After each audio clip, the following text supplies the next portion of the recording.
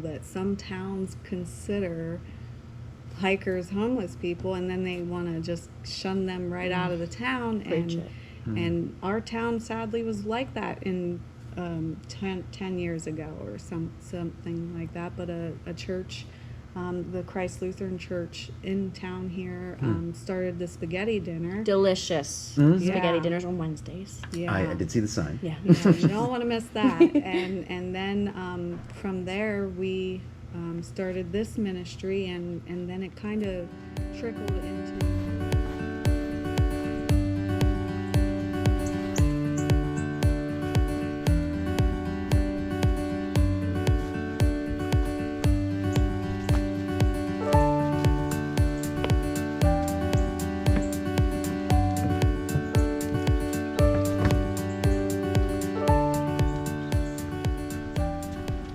Hey guys, welcome back to For the Far Traveled. We are actually up in Pennsylvania today, and I'm at the Duncannon Assembly of God Hikers Ministry here in Duncannon, Pennsylvania. So it's been an awesome stay here. I've actually been in this hostel that's in the basement of a church. They've got a full kitchen over here, folks. All the amenities you could ask for. And I've actually got two very awesome people with me today to share a little bit about how this hiker ministry got started and some of their own experiences being here. So please welcome Rachael and Shortstop. Hi. All right. Well, thanks for joining us today, guys. I Yeah. appreciate you being on the channel. Could you tell us a little bit about how this hiker ministry got started? It got started with Pastor Campbell handing out ice cream on the trail is actually right in front of the church and the hostel. And Pastor Campbell likes to cut the grass every single day. And so he thought, what can I do to help the hikers out? And so he started tossing ice cream bars, and from there it went to this hostel, which houses food, shower, Epsom salt for your feet, Gatorade With the help of and hikers, water. suggestions. Yeah. Awesome. Yeah. And that's something I remember you mentioning to me yesterday, was that, you guys have found ways to iterate on the design of this hostel to make it, Yeah. more of what it is today. It just started as a basement, just to sleep in, and the shower was not the best to start, but we have since then remodeled the shower, and then It doesn't the leak. It used the to leak. hikers would suggest. Well, one of the hikers actually came, and she actually moved here in Duncannon and attends the church, and she suggested the eggs and the breakfast items. So I see. That's a nice pick-me-up for hikers to get on their way. And then another group helped start the Epsom salt for the feet, because their feet hurt after walking the trail for 1 hour. So Yeah, there you go. so we can't imagine how some do it for 20 miles. So yeah. Yeah, no, I can imagine. Yeah, and I know that you guys were, earlier when we were chatting, you mentioned that you've met people from all over the world as a part of this experience. Yeah. Do you have any stories? I know you had mentioned about the English people that Yeah, came. that was beautiful. It was a beautiful time. They had tents set up everywhere in the yard. They had their little flags up, and I was just like, I want to be a part of you guys. And Don't do the accent. no, Well, she does a great English accent. They told her that she sounds like she came from a boarding school. So yeah, she does really good with that. But not on the spot. My favorite, one of, other than you, of course, one of my favorite hikers was a gentleman who was 99 years old, I think, in a kilt from Ireland. Oh boy. Believe it or not. And my family heritage is Irish, so it was pretty neat to meet somebody from there and talk to him with his accent. Yeah, that was There you cool. go. Yeah. That's awesome. Yeah, no, I definitely have met a variety of people out here, and it's interesting because you sort of think of the Appalachian Trail as maybe a quintessentially American experience, but it's something that's attracted people worldwide. yeah, it's amazing to see all the different people, all the different cultures, all the different lifestyles.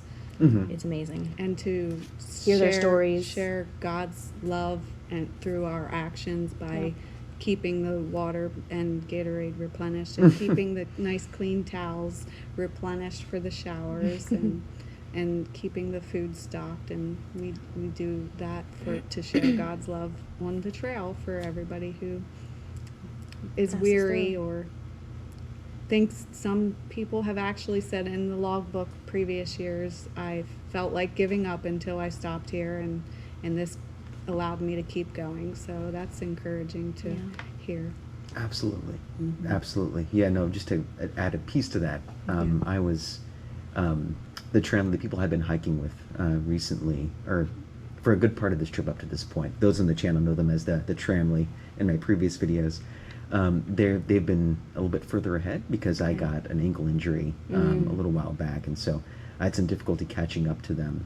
And I'm at the end of that hiker bubble you guys you were Yeah. talking about earlier, and so I'm actually the only one here today, and I've been hiking alone a lot for the past week and a half or so.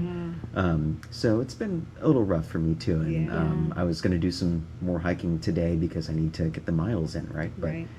the fact that you guys have all these amenities here, and the fact that I needed to rest a little bit, Yeah. some other things I was going through, this has been an awesome way to kind of, enjoy simple things like cooking again. Yeah, yeah. It makes a big difference when you don't get to do it for 4 Yeah, months. So yeah. Coffee. I don't know how you guys go without coffee. I don't drink coffee. well, hey, I understand. Some people do the instant coffee on trail, not the same. Yeah. But that's awesome. Yeah. Well, to wrap up the interview here, I guess my last question for you guys is there anything that you would like to share with people that aren't a part of this community? Things you think people don't understand about what it's like to be a part of the Appalachian Trail experience? I do know that people on the Appalachian Trail are every person in the they're doctors and nurses and lawyers, and they're not homeless people that some towns consider hikers homeless people, and then they want to just shun them right out of the town. Preach and it. and our town sadly was like that in 10 years ago or something like that. But a church, the Christ Lutheran Church in town here, started the spaghetti dinner. Delicious Mm. spaghetti Yeah. dinners on Wednesdays. Yeah. I did see the sign. Yeah. Yeah, you don't want to miss that. And then from there we started this ministry, and then it kind of trickled into more people accepting hikers through the town, and then realizing they're not homeless people, and they're not supposed to be shunned. So that created a different way of looking at things from the world of being in the town. Yeah. I see. Yeah, That was beautiful. thank you. I completely agree. I've heard comments from other people about, them being like stopped by police in other towns, being like, hey, you can't stay here. Yeah, In it's some crazy areas. to think that. Yeah. Yeah. And everybody you meet is wonderful, has a great story. I mean, there are a few that have rough edges to be chiseled with Jesus, but yeah, there's been what I like also is the caringness and love that each other share. Like there's Yeah. people that want to go out of their way to stop for trail magic, I think it's called, and people will come and donate shoes. Or there was a gentleman called Bear one year, which we miss immensely. Yeah, we if wonder what we happened to ever him. see him again. But Bear came with nothing, and he left with everything Oh, my because the goodness. whole town donated a tent, shoes, clothes, a phone. Yeah. He was struggling with addiction and left a ministry healed from the addiction, and he ended up wanting to figure out where he was going to go in life, and he stopped here, and the whole town, not just the church, but a lot of people from the town donated things to him. And that's just the beautiful thing about the trail is the love, like Christians should share the love and kindness. Yeah. Trail magic is the same way as God's love. It's just a beautiful thing to see. Very much so. Very much so. That was actually, I interviewed, you guys might have seen in my previous video, I interviewed a father and daughter. I think his daughter was maybe, I want to say 7 or 8. And they had been experiencing issues of need while they'd been on trail, and what you just described is what they got to experience as well. Oh, The that's whole awesome. ministry came together and Yeah. supported and bought gear for them so they could continue on the trail. So Yeah. check out that other video if you guys wanted to see that interview. But that's awesome. Thank you guys for sharing your experiences, and more importantly, thank you for being the angels that you are for all of us that are walking through it. I know I'm sure you hear it a lot. I know it's in the logbook, but it's something that makes it possible. So It's our we also have got pleasure. Joel over here today. So, Came in a little late.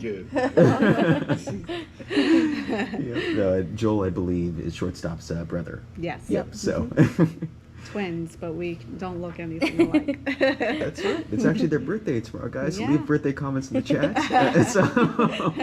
But anyway, thank you guys for talking with us today, Yeah. and we'll see you guys next time on For Our the Far Traveled.